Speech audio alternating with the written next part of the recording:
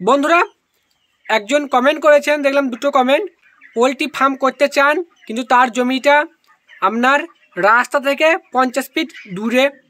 আর অনেকেরই প্রশ্ন থাকে এটা যে আমার তো রাস্তায় জমি নেই, তা রাস্তা থেকে একটু দূরে জমিটা, তাহলে আমি কি পোলট্রি ফার্ম করতে পারবো বা পোলট্রি ফার্ম করে আমাকে কোম্পানি কি বাচ্চা দেবে, এরকম প্রশ্ন। আর একটা প্রশ্ন করেছে যেটা বলছে কতটা দূরে আমি পোলট্রি ফার্ম করবো, যেগুলো বাড়ি আছে আশেপাশে ওর কতটা দূরে আমি পোলট্রি ফার্ম করতে পারবো। এই কমেন্ট দুটোর উত্তর আমি এই ভিডিওতে দেবো। আপনারা সম্পূর্ণ ভিডিওটা দেখতে থাকুন। আর চ্যানেলে যদি নতুন হন চ্যানেলটি সাবস্ক্রাইব করে রাখুন। আর ভিডিও দেখে যদি উপকৃত হবেন তবেই লাইক কমেন্ট শেয়ার করবেন। ঠিক আছে, চলুন ভিডিওটি শুরু করা যায়। প্রথমত কেউ যদি পোলট্রি ফার্ম করতে চান, তার রাস্তায় জমি না থাকে, হয়তো একটা দুটো জমির পথ থাকছে, তা পাশে আল থাকবে, যাই হোক ওই আল দিয়ে যাওয়া আসা হবে। এক্ষেত্রে যদি আপনি জানতে চান কোম্পানি আপনাকে রাস্তা ধারে ফার্ম ছাড়া মুরগি দেবে কিনা, সেটা হ্যাঁ দেবে, অসুবিধা কিছু নেই, কোম্পানি আপনাকে মুরগি দেবে। কিন্তু একটা জিনিস আপনার কি বলুন তো, যদি রাস্তা ধারে আপনার জমিতে থাকে তাহলে যা কোম্পানির খাবার আসবে সবই কোম্পানির লোকে ঘরে ভরে দেবে, মানে বইয়ে ঘরে ভরে দেবে। কিন্তু আপনার যে রাস্তা থেকে যখন দূরে একটা দুটো জমির পর হবে তখন হাফ খাবার আপনাকে নিজে বইতে হবে, মানে হাফ কোম্পানির লোকে যারা গাড়িওয়ালা আসবে তারাই বই দেবে, আর হাফ ওখানে নামিয়ে দেবে, আপনাকে নিজে বইতে হবে। এইটা করতে হবে।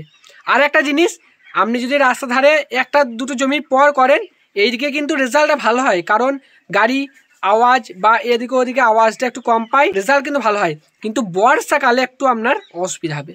ঠিক আছে, বর্ষাকালটা আপনার জল কাদার জন্য একটু অসুবিধা হবে, কিন্তু এমনিতে লাভ আছে, কিন্তু আপনাকে ওই খাবারটা বইতে হবে। আশা করি আপনারা বুঝতে পেরেছেন। আর কিছু যদি জানার থাকে অবশ্যই কমেন্ট করবেন।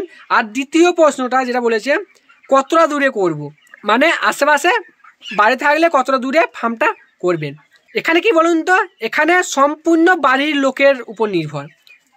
এমনিতে আপনার মোটামুটি 100 মিটার দূরে করা উচিত, কিন্তু এবার আমাদের এই দিকেও বা আশেপাশে দেখবেন একদম দু একটা জমির পর বা 20-30 ফুট পর বা 50 ফুট পরও ফার্ম আছে। ঠিক আছে, ওগুলো অসুবিধা নেই, ওটা আপনার ওখানে আপনার মানুষজনের উপর নির্ভর। মানুষজন যদি বারণ না করে আপনি করতে পারবেন, আর যদি না করে তাহলে করতে পারবেন না। আপনাকে পঞ্চায়েতে নো অবজেকশন সার্টিফিকেট অবশ্যই নেবেন, তাহলে আপনাকে অবজেকশন কেউ দিতে পারবে না, তাদের মতামত নিয়ে আপনি নিয়ে নেবেন। ঠিক আছে, আর প্রথম যখন ফার্ম করবেন একটু দুর্গন্ধ মনে হবে, কিন্তু আস্তে আস্তে সব অভ্যাস হয়ে যাবে। মানে মানুষজন হঠাৎ দেখবেন কোনো গ্রামে ফার্ম নেই, তা হঠাৎ একটা ফার্ম করছে না, তখন সবাই দেখবেন নাক ধরে যাচ্ছে। দুর্গন্ধ থাকলেও নাক ধরবে, না থাকলেও নাক ধরবে, কারণ ওটা একটা মনের ভুল যে দুর্গন্ধ হবে এই ফার্মটাই। আস্তে আস্তে প্র্যাকটিস হয়ে যাবে, অভ্যাস হয়ে যাবে, তখন দেখবেন আর ধরছে না। ঠিক আছে, আবার দেখবেন দু একজনকে মুরগি খাওয়াবেন, তারাই দেখবেন তখন নাক ধরে আর যাবে না, তারা বলবে না অন্য ফার্মগুলো গন্ধ, কিন্তু এর ফার্মটা কিন্তু গন্ধ না, এরা মুরগি চাষ করে ঠিক আছে। আবার কাউকে কিছু যদি না দেন বা ব্যবহারটা খারাপ করেন তাদের সাথে, তারা যদি গন্ধ না থাকে তাও তারা বলবে না এটা প্রচুর গন্ধ, এই ফার্মটা বিশাল গন্ধ। ঠিক আছে, এমনি হয়, এটা কম বেশি হয়। যাই হোক, এটা মানুষের উপর নির্ভর, সেটা আপনাকে বলিয়ে দিলাম। তবু আপনারা সার্টিফিকেটটা নিয়ে আসবেন, পঞ্চায়েতের নো অবজেকশন সার্টিফিকেট এবং স্টেট লাইসেন্স অবশ্যই নিয়ে রাখবেন। ঠিক আছে, আশা করি আপনাদেরকে বোঝাতে পেরেছি। আর কিছু যদি জানার থাকে অবশ্যই কমেন্ট করবেন। আর ভিডিও থেকে উপকৃত হলে ভিডিওটি লাইক কমেন্ট এবং শেয়ার করবেন। আর চ্যানেল নতুন হলে চ্যানেলটি অবশ্যই সাবস্ক্রাইব করে দেবেন। সকলে ভালো থাকবেন, সুস্থ থাকবেন। আবার দেখা হবে পরের ভিডিওতে। ধন্যবাদ।